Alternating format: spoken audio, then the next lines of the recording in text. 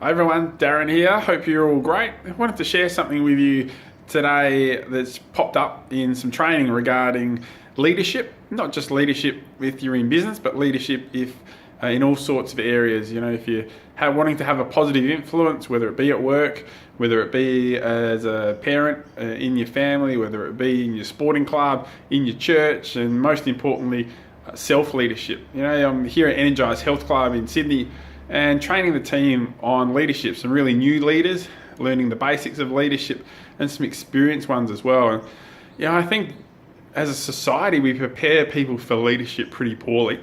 As I've experienced recently, we go through as children and we're taught to give answers to our parents in a manner that our parents want those answers so that we don't get in trouble. As we go through school, we're taught how to answer questions in the manner that our teachers want us to answer them. As we go through the early stages of work, as an employee, we answer questions in a manner that our bosses want us to answer those questions so that we do the right thing and keep out of trouble. And then for those that walk into leadership roles in the early stages of our leadership, all of that pre-frames us to believe that we need to give all the answers.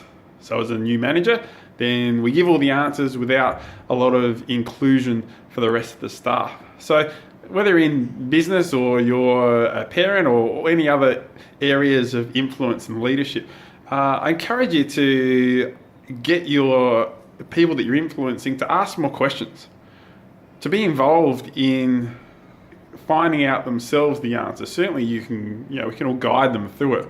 So instead of just giving the answers, ask, what do you think? What are your thoughts on it and why are those thoughts? That is going to help people to grow and not be as dependent.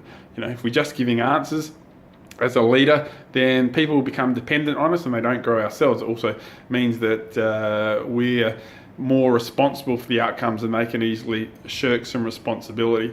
So today we're also teaching about behavioral styles and how do we give positive feedback? How do we give feedback for accountability and when we want to make some changes? Is it in a manner that we like to give that information, or is it in a manner that the person responds best to? So sometimes, again, in leadership as a parent or in business or any area, we give feedback in a manner that we like to give feedback in. That's not necessarily the most effective way to get a response. So we need to understand how do the people that we're influencing, how do they like to get positive feedback? And we need to give that feedback in that manner so that they repeat those actions. If we want to make change, we need to create that change by giving feedback and making that change in a manner that person responds best to, not necessarily in the manner that we like to give that information. So hopefully that transcends, but it has some value for some of you. Any areas of leadership, remember, effective leadership is obtaining followers. So as a parent, that's very important and certainly in all other areas of life. So if I can help in any way, then let us